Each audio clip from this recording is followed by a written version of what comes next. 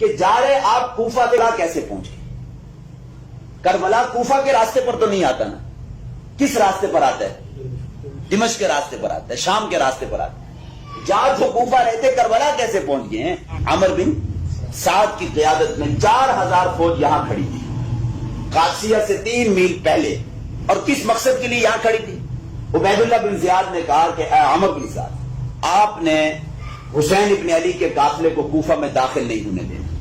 یہ کوفہ ہے، یہ دریائے دجلہ ہے اور یہ دریائے فرات ہے، درمیان میں کیا ہے؟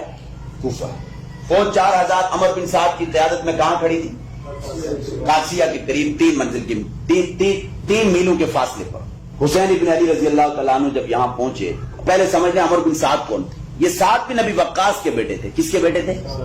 سعد بن نبی وقاص 10 مبشرہ میں سے ہیں، جنتی صحابی ہے۔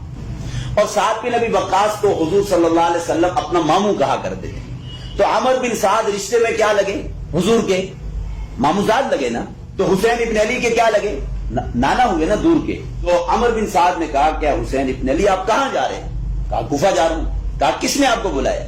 کہا مجھے کوفیوں نے خطوط لکھی اور یہ میرے پاس خطوط موجود ہیں۔ کہا دکھائیے کس نے آپ کو خطوط لکھی۔ جب انہوں نے خطوط دکھائے کوفہ کے نمایاں لوگوں کے، کہا کہ جنہوں نے آپ کو خطوط لکھے ہیں وہ آج یزید کی فوج میں کھڑے ہیں، مسلم کی بیعت توڑ کر یزید کی بیعت کر چکی ہے۔ کس پر آپ اعتماد کر کے کہاں جا رہے ہیں؟ حقیقت کھل کر بالکل سامنے آ گئی کہ کوفی بہت بڑے غدار، دھوکے باز، غدار نکلے۔ انہوں نے کتنی بڑی ہمارے ساتھ بے وفائی کی۔ حضرت حسین نے اس قادسیہ کے مقام پر 3 شرائط پیش کی اس وقت عمر بن سعد کے سامنے۔ وہ 3 شرائط شیعہ کتابوں میں بھی لکھی ہیں، اہل سنت کی کتابوں میں بھی لکھی۔ 3 شرائط پر کسی کا کوئی اختلاف بھی نہیں ہے۔ 3 شرائط کیا تھی؟ پہلی شرط یہ تھی میں جہاں سے آیا ہوں مجھے واپس جانے دو۔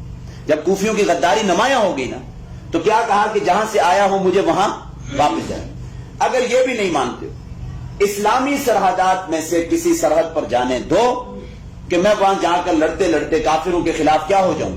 شہید ہو جاؤں۔ یہ دوسری شرط پیش کی۔ اور حسین ابن علی نے کہا اسلامی سرحدات میں سے اگر یزید کی حکومت کافرہ تھی تو سرحدیں بھی مسلمانوں کی اسلامی ہوں گی یا کافرہ ہوں گی؟ ہندوستان کی سرحدوں کو آپ اسلامی سرحدیں کہتے ہیں یا کفریہ سرحدیں کہتے ہیں؟ کفریہ۔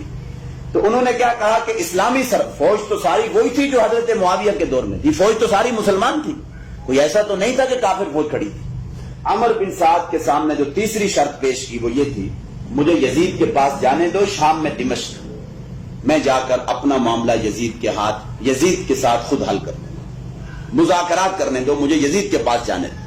اور یہاں تک بھی لکھا ہے کتابوں میں کہ حضرت حسین ابن علی نے کہا مجھے یزید کے پاس جانے دو، یدی فی یدی، کہ بس میں اب یزید کے ہاتھ پر ہاتھ دے کے بیعت کروں۔ جہاں تک انہوں نے کہا جب کوفیوں کی غداری بالکل نمایاں ہوگی، واضح ہوگی۔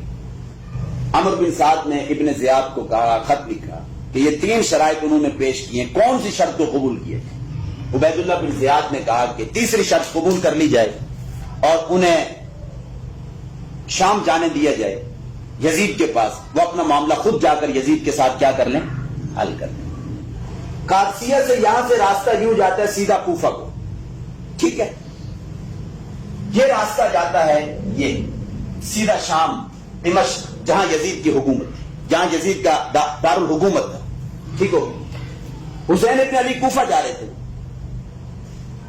جب تیسری شرط ان کی تسلیم کر لی گئی، ٹھیک ہے آپ یزید کے پاس ہیں، عمر بن سعد کی فوج بحفاظت، عمر بن سعد آخری دم تک مصالحت کی کوشش کرتے رہے، بہت نرم مزاج آدمی تھے، اور ظاہر بات ہے کہ حضرت حسین کے ساتھ ان کا رشتہ بھی اتنا بنتا ہے، تو انہوں نے مصالحت کی کوشش کی۔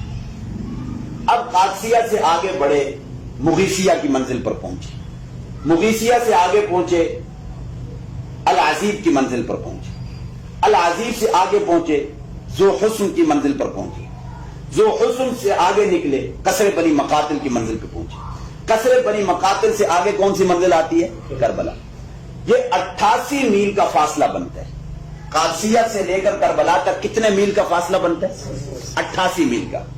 یہ اتنا بڑا سوال ہے، نہ کوئی مولوی اس سوال کا جواب دیتا ہے، نہ کوئی شیعہ ذاکر اس سوال کا جواب دیتا ہے۔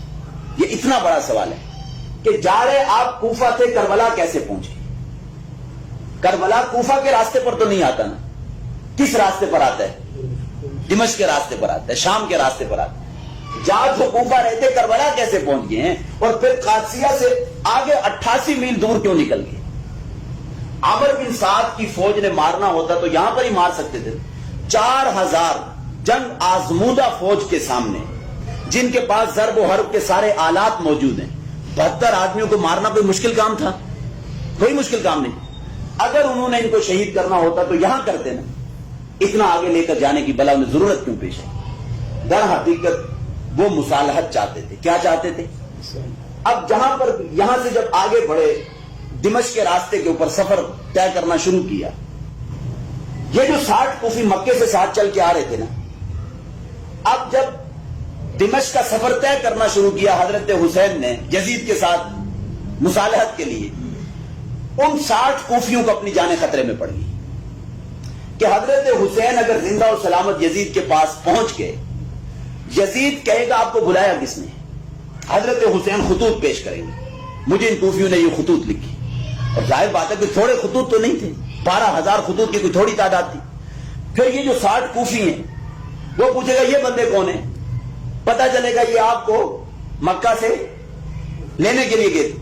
حضرت حسین کا یزید حضرت حسین کو کچھ کہتا یا نہ کہتا وہ بات کی بات ہے, لیکن ان 60 کوفیوں کو پہلے اس نے سزا دے دی تھی اور ان کا معاملہ تمام کر دیا. اور یہ 60 کوفی سمجھ گئے کہ اب ہماری جانیں بچنے والی نہیں, ہاں جلاد کی تلوار ہمارے اوپر چلے گی. 60 کوفی ان کو اپنی جانیں خطرے میں پڑ گئی. جب کربلا پہنچے نا عصر کے وقت 10 محرم الحرام کو, ان 60 کوفیوں نے سب سے پہلے اس خیمے کو آگ لگائی جس خیمے کے اندر خطوط تھے. کیا تھے؟